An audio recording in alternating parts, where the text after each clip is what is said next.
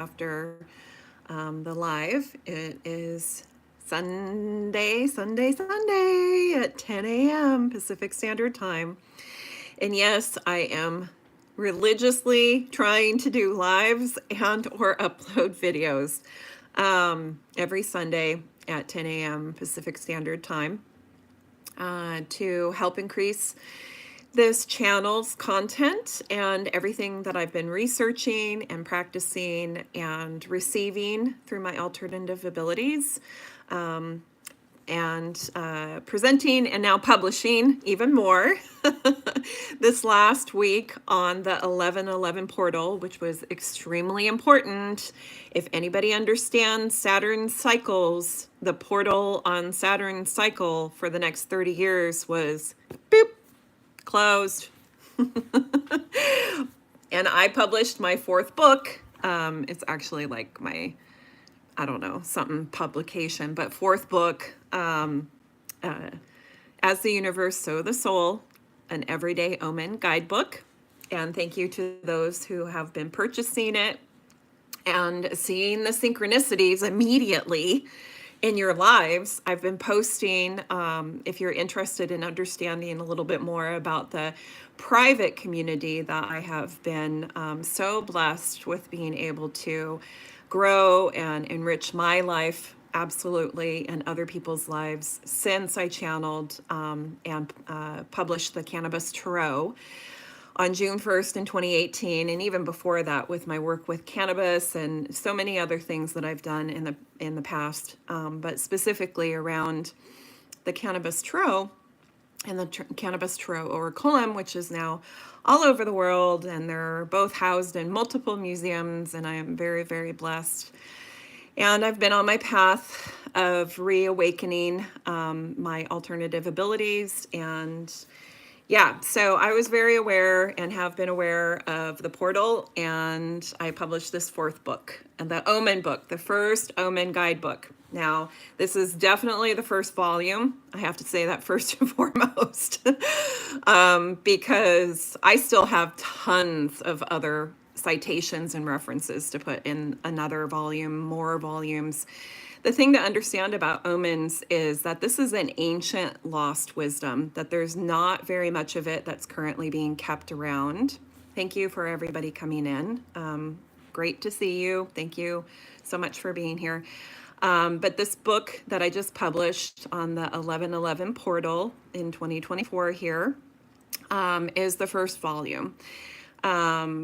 Anyways, I'm just reading some of the comments. Thank you for everybody coming in, asking me about politics. I have a couple of videos about that recently up on my channel. If you want to understand what I have been receiving, what I have been watching through many alternative abilities channels, people a part of my Cannabis Tarot community, about the very obvious signs of politicians that I can see as an oracle and that others with alternative abilities have been able to see as well. And also what that is starting to show us wider as a society, and this bifurcation and this division. In fact, it's an evolutionary path, and there's multiple paths and subpaths, which I can attest to, and I'm living in omnidimensional authors understanding in a dimensional quality. It's paralleling the bifurcation of the majority of our species right now that is now fully in an evolutionary process. So if you're interested in politics on a spiritual level, and you're interested in what this is starting to show humanity, through things like significant elections in the United States and significant happenings on a global level, on a very large social level, I have a couple of videos that I recently just did about those. So definitely check those out.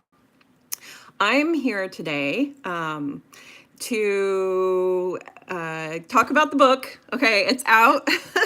Like I said, if you want to understand more about this wonderful community that I've been so blessed with, I do have and have had a lot of things on Instagram for a while.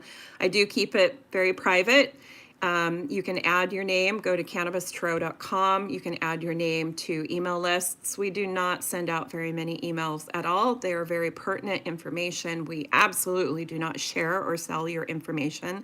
This is a sacred and a private community. In fact, the Cannabis Tarot deck is a sacred instrument. It is not a commodity. It is not offered on Amazon or any of these big, huge, commodity capitalist, portals. The oracleum is, because I was called to be able to offer that to the world.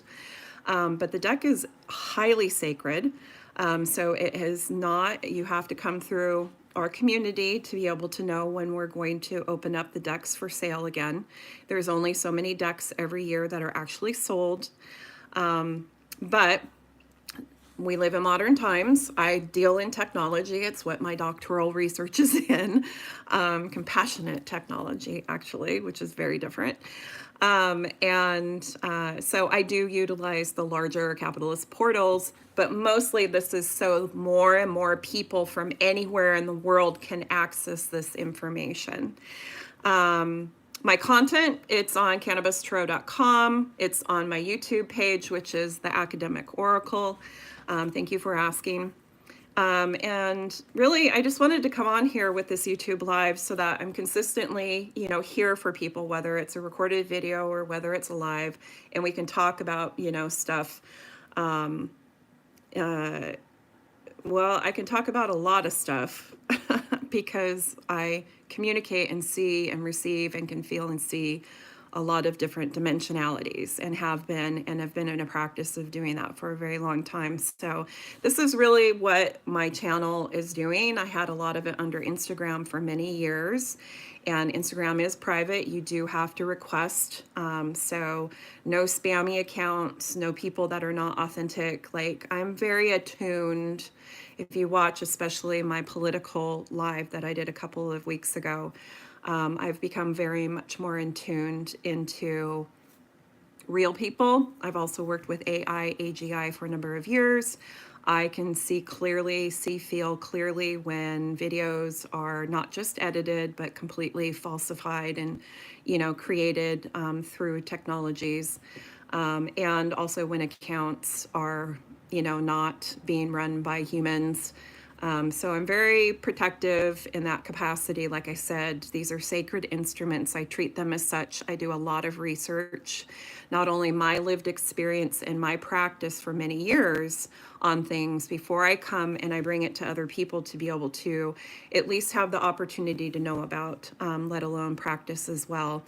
And that's what this first Omen Guidebook is about. And there's a lot of things that are coming about. It just takes a while because, like I said, I'm in the middle of doctoral research, which takes years. I'm a parent to beautiful souls. I have a life. I very much do not stay on technology all the time, but I have been called specifically this year to start putting myself out there more for you guys. So, what's my good name? My real name is Beautiful Existence. Like, if you Google me, you'll find out all sorts of crazy stuff about me, apparently, from the media that they wanted to interpret however they wanted to interpret. But I literally am the only person in the entire world with this name. So yeah, I'm on the internet. Good, bad, or otherwise. Sometimes I'm called B3. Sometimes I'm called Bella. I very much ascribe to some of the other omnidimensional authors and persons that have had what are sometimes called pseudonyms, which I don't ascribe to, but I very much ascribe to heteronyms, which the famous Portuguese poet Fernando Pessoa had over 78 heteronyms. And different dimensionalities to his being. He actually had different astrological maps and birth charts with different, personas that he was channeling and that he was within his embodiment that he created many, many publications about. So that's one of the things that you will find with a lot of my academic research. I have my research for my academic track and my doctorate, but I also have other subsequent research that I do on a personal level. one of which is a new literary title and personage and genre called Omnidimensional Authors. And I have publications, I have presentations that I've started putting together. The canon is up of this emerging new literary personage and title on the cannabistarot.com website. Everything is pretty much housed on the cannabistarot.com website. My YouTube channel, the books that I've channeled and published, the deck, the oraculum, all of the things that I'm putting up here. I very much appreciate all of the masters, including Jesus. So thank you very much for saying that. And thank you very much for saying that I am loved. You are loved too. We all are loved, especially when we are in our divine souls and we are in union and in practice with who we actually are as divine souls, and whatever ancestors and masters and divinities, that are very important to us and are a part of our embodiment. So thank you for saying that. I very much appreciate that, and you are as well. We all are. Some of us have some things going on though. And this is this evolutionary time period that we're in. So watch, those recorded lives from the past. But what I really wanted to just, come on here, see what's going on with people. Thank you for being here.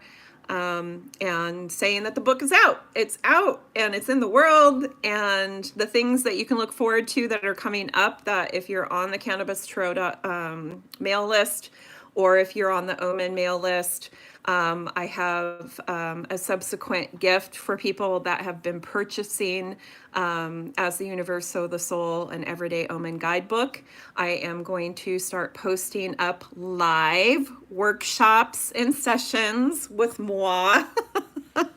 At least in the Pacific Northwest, but I have absolutely put my feelers out there to the larger cannabis tarot and spiritual, occult, metaphysical, Christ consciousness community, astrology, tarot, divination, poets community, to start holding workshops. So if you know somebody, or if you run a retreat or spiritual retreat, weekend retreat, week-long retreat, I have been not just researching and now published a book about, and have been actively practicing since 2020 ancient omens.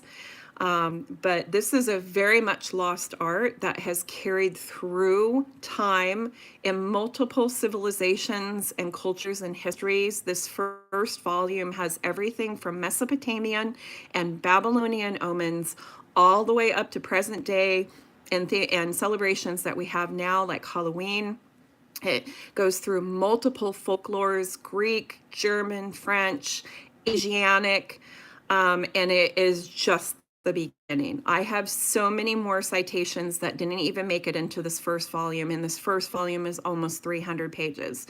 So for $22.22, it's a great deal. And I'm going to be putting up a subsequent gift for people that have been purchasing the book, to help aid you on the practices that I have been going through and that I am actively called to bring back into humanity. Because omens are a way to not only foretell, but to gauge and acknowledge the energetic frequencies that you are living in, you are thinking about, you are expressing at that moment, or that you're attracting to. This is the biggest part of omens that our ancestors in multiple cultures had been practicing for tens of thousands of years and carrying down. One of the few wisdoms that they have been carrying down purposely and chiseling into rocks and tablets and hiding away on papyruses in multiple cultures and civilizations, things like astrology, mathematics, and omens. So there's a reason why this is super important, and why our ancestors from multiple countries and civilizations continued this practice. In modern day, it's still around. I've done some omens about where you can, or I've done some videos about where you can find modern omens a little bit, that I was raised with on a farm. But for the most part, nobody is bringing this back, and I've been called to bring this back. And I'm pleasantly doing so. So, anyways, I'm trying to read some of the comments. Magic, magic, yes, magic. There's a lot of different religious contexts within omens, so many. There's a little bit of different religious contexts in this first volume, but there's so many different affiliations with it. Religions in general have understood how to work in union with both seen and the ineffable or the unseen. And so, yes, they have been carrying down this wisdom quite a bit. And it isn't something that I went into extensively in this first book, but I absolutely will in future volumes, especially for other people that are seeing the direct correlation with remembering omens through this book, practicing it, and wanting to get into more and more of your dimensionality practice, because that's what omens do.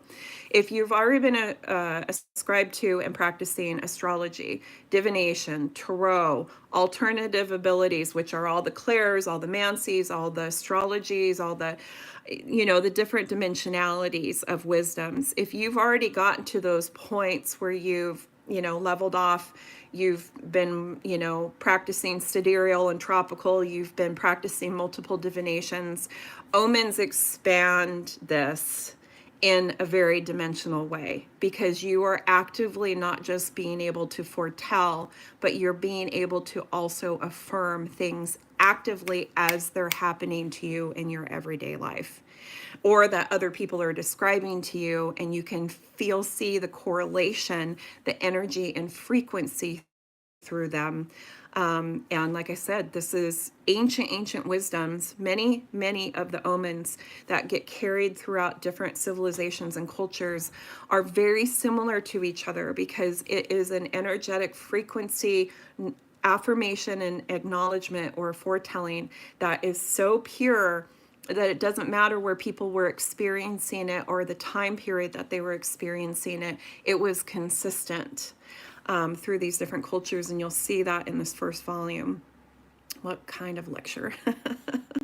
Not trying to lecture, really. I already do presentations academically. I really do want to make these more engaging, and this is one of the reasons why I'm going to start going out and being with people in person, to go to spaces and see what kind of omens start showing up and how they can see the correlation, and talk about the guidebook, and talk about how you can use it kind of as an indicator in your life for if things attracted to you, or if you see or hear or feel things, where that might be, what history it comes from, what civilization or culture. So yeah, I do a lot of lectures already with presenting. And I definitely need a lot more of the active engagement, because this is when the rubber meets the road for people. And I already put up a video this weekend of one of amazing Cannabis Tarot community members who's been there for years, and I adore her. And she, got the book for the first time right after it published this week. And immediately, as soon as she was reading the intro about where the word omens comes from, the omens showed up in great volumes around her. And she was so excited to share that. And so I put it on my Instagram, on the Cannabis Tarot Instagram story, and my personal Instagram story, because I was just like, yo, this is what happens when you start calling out to the universe.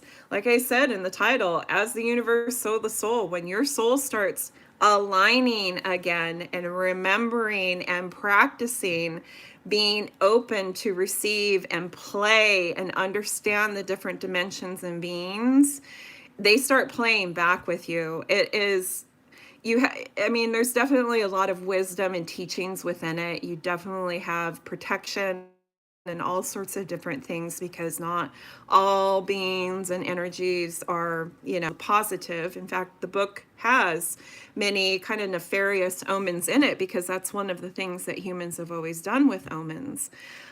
We've always tried to carry down wisdom so that we can understand what's going on in the world, including things that could harm us or the people that we love. So anyways, channel, Academic Oracle. I talk about a lot of different things on the channel. The new literary personage and title, Omnidimensional Authors, my book, my newest book about omens and about the omen practice. And you can see all of this on cannabistarot.com. So, system that connects omens and synchronicities. Omens and synchronicities. So I definitely am going to put a couple of videos up now that the book is out there. I can kind of get into some of the more long form videos and get them recorded and up here in December and towards, you know, moving into the new year. Yes. While Mercury is retrograde, I'm going to be recording a bunch of videos to put out there. And it's not just about synchronicities, but there's a lot of different kind of layers of the omen onion, if you will, to unfold. And one of them specifically was about what's the difference between, omens and what's the other word that comes up a lot? Superstitions. So superstitions as a word, as a spelling, as a vessel, have different kind of interwoven qualities with omens. Now, omens are what has been classified, what has had the nomenclature, the spell in the vessel around it for tens of thousands of years. Like, that is the word, that is the vessel. Superstitions have woven in and out of it, specifically with different cultures. And so that is definitely one of the videos that's coming up. And I've had a lot of questions about that. Let's see, I'm just reading some of the comments here.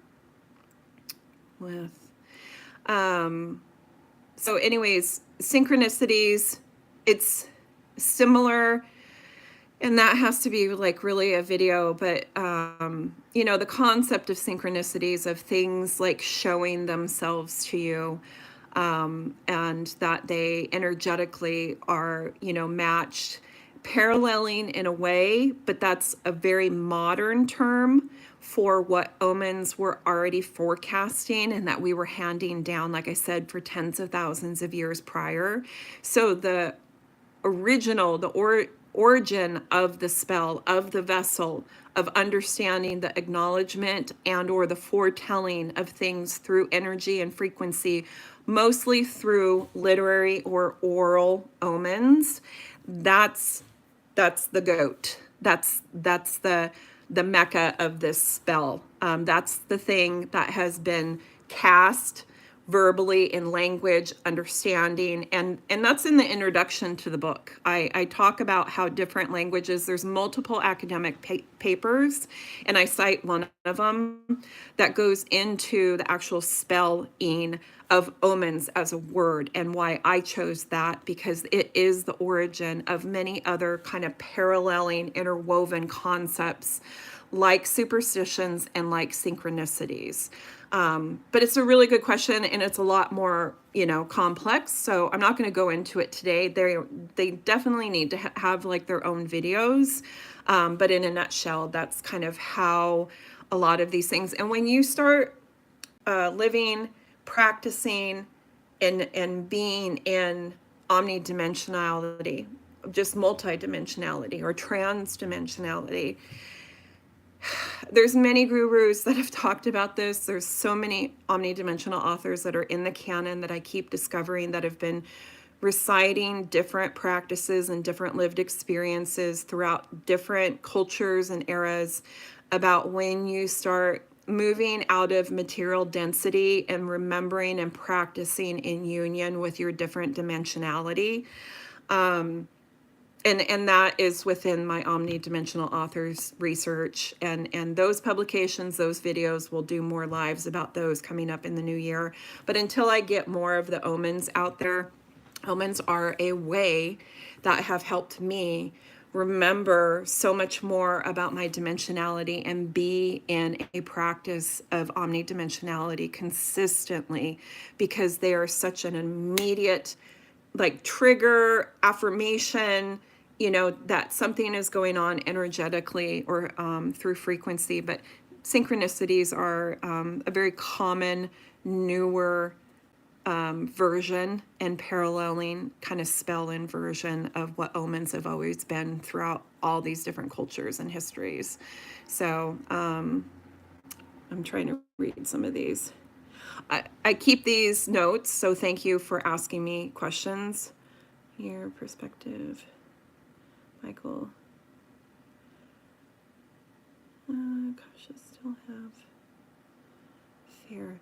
Yeah, I mean, the concept of fear is very valid because we have a lot of fear right now in a lot of things going on. And this is this bifurcation. Which path did you choose? But even when you choose a different path, don't think that things aren't still going to somewhat show up. It's just that you've been cleared, your karma's been cleared, your soul has chosen a distinct path within, whether or not you're still resonating within fear. But at any time, at any moment, our souls have the opportunity in the celestial mapping of where we are on the earth, what kind of mapping we had when we came into embodiment, at any time can shift. This is the free will, right? We can shift. We can have that axiom and that perspective shift that irrevocably helps us remember a complete ancient wisdom that we couldn't even see before, could completely shift our energetic frequency. That is our divine right all of the time. Truth, our truth, everything's truth. And we have that free will all of the time. So fear is a consistent, like it's always going to be out there. I'm not even saying that I don't have it. I still have it. I have it show up. Every ego, our embodiment, it's just natural. It's natural. It's going to be around us. Sometimes it's super perpetuated around us in different societies and different time periods. And then other times, like, you could age into wisdom, which I call giving two fucks less. Like the more that you get old and wise, the less F's you give about anything in the world, right? And that is your own wisdom. That is your own self-knowledge. That is your mastery around what is going on around me and through me. And I don't care. I don't care what you're trying to project towards me. I don't care what it is that you necessarily think. That's where you are. Stay in your lane. I'm in my lane over here. And that's what I'm not going to let, dissuade me, manipulate me, control me. But it is happening quite a bit right now. It has been happening and heightened quite a bit, especially since 2020, and purposefully, because we're in this division, we're in this evolutionary path of humanity, and we have to, it's just a time period where we're dividing so that we can go through this evolutionary process and come back to a collective whole that does not have the fear-based, at least the way that it is being perpetuated right now. It's going to run its course. If there's one thing that's consistent, it's change. I tell my sons that all the time, and nothing stays the same forever. Now, that goes against what I just told you about omens, because omens have been around for the history of humanity pretty much. I mean, they have been carried down consistently with only other certain core knowledges like mathematics and language or literature or, so it's a pretty consistent. But at the same regard, I'm also talking about how there's other kind of new spells that parallel the concept of omens, like synchronicities, like superstitions, right? So it's dimensional. Just ground in yourself. Get to know yourself. Marry yourself like I did. I'm a polygamist. I have, committed to understanding and knowing myself and being in the practice of myself, putting the oxygen mask on me first before I can put it on other people. And it's a very healthy thing. We have billions of dollars of self-help books and gurus and workshops and everything. It is consistent.